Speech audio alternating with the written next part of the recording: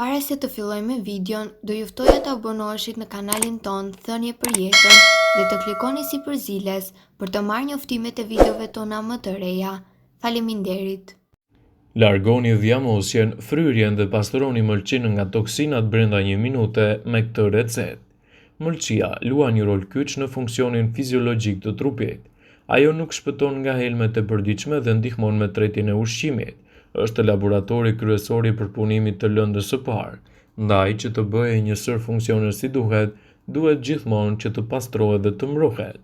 Një mëlçi funksionale shërben si një motor djegësi i yndyrnave. Ajo kthen lëndët ushqyese në përbërje jetësore për qelizat tona, të cilat transportohen nëpërmjet gjakut, depozitojnë vitamina dhe minerale në prodhimin e enzimave, të cilat janë jetike edhe për ekuilibrat hormonal.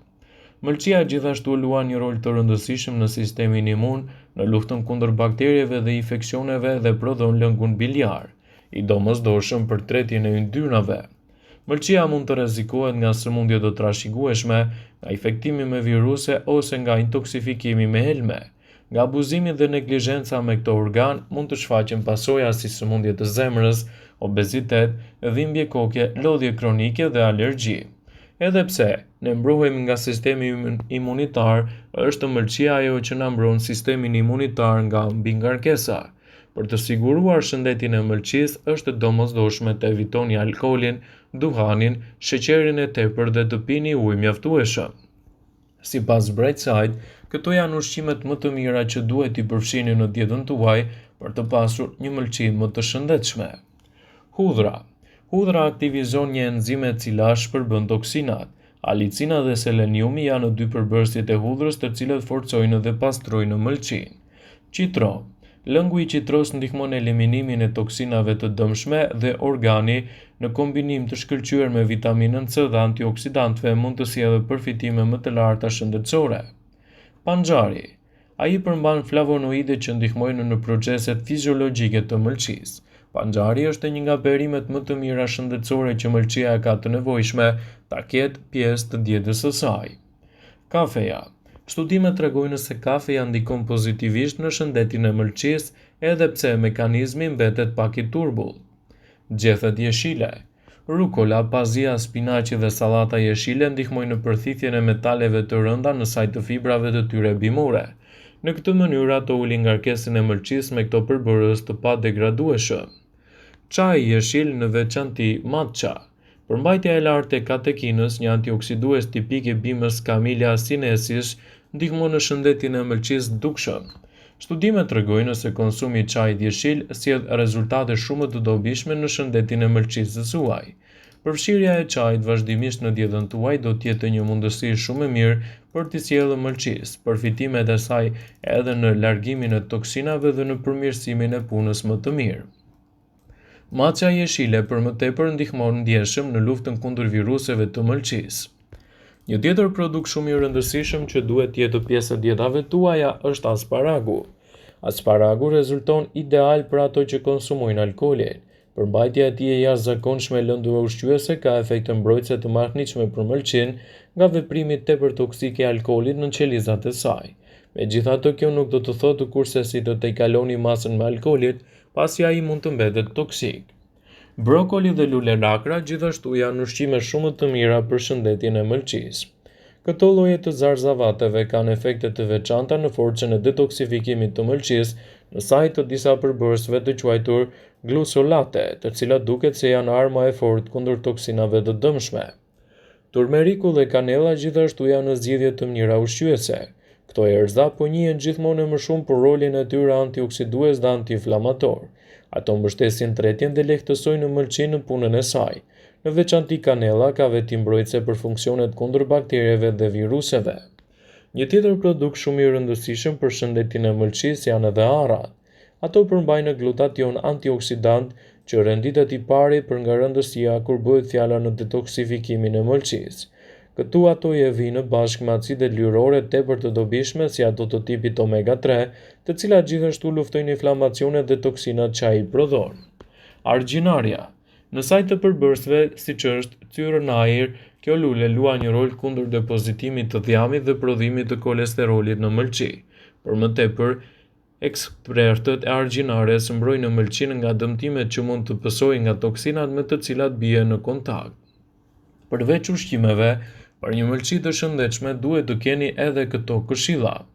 Evitoni ushqimet e përpunuara dhe të konservuara. Bëni kujdes me preparate të ndryshme plotësuese që merrin në përditshmërinë tuaj. Të gjithë suplementet ushqimore përmbajnë konservantë dhe kimikate të cilat mund të jenë toksike për ëmbëlsinë, sado natyrale të reklamohen. Mos prekni dhe mos nuasni lëndë toksike dhe pesticidet dhe detergjentët pasi ndikojnë drejt për së drejti në shëndetin e ëmbëlsisë. Evitoni sa të mundeni përdorimin e kimikateve në shtëpi dhe në trupin tuaj. Lëkura përthith gjithçka. Mbani në shtëpi bimët që pastrojnë ajrin. Mos harroni, ëmbëlsia është një organ që fal, por ka limitet e saj. Dhe sigurohuni që ta mbroni atë si duhet për të evituar kështu edhe problemet që mund të lindin në shëndetin e saj. Hudhra është një nga produktet më të mira që duhet të jetë pjesë e dietave tuaja.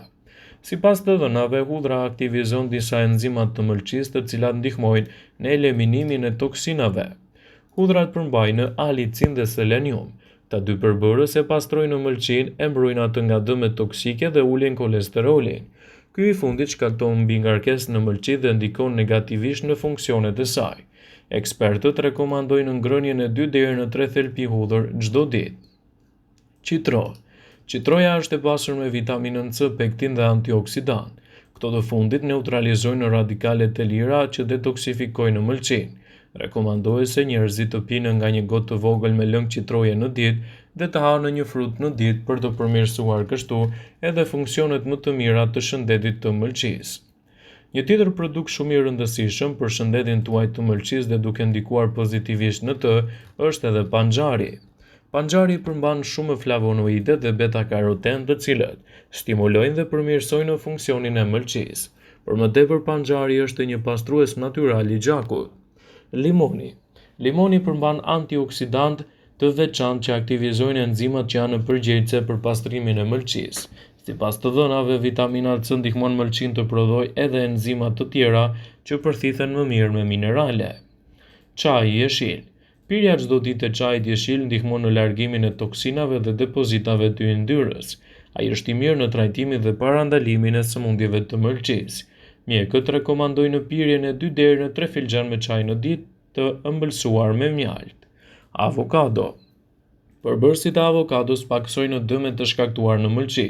Yndyrat mono të pangupura dhe avokadot ulin kolesterolin e keq dhe rrisin nivelin e kolesterolit të mirë, të cilat ëmbëlsia arrin të përpunojë më mirë. Këshillohet ngrënia 1 deri në 2 avokado në javë për disa muaj me radhë për të përfituar më shumë shëndeti i ëmbëlsisë. Shafrani indis. Kjo erëz e verdhë është efikase në pastrimin e ëmbëlsisë. Përbërësit e saj janë të shkëlqyer në rigjenerimin e qelizave të dëmtuara të ëmbëlsisë. Molla. Një mollë në ditë është sekreti që e mban ëmbëlsinë e shëndetshme.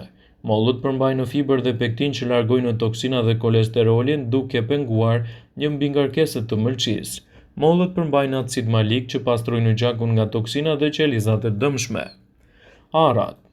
Arrat përmbajnë aminoacide që pastrojnë ëmbëlsinë në mënyrë efikase dhe largojnë toksinat.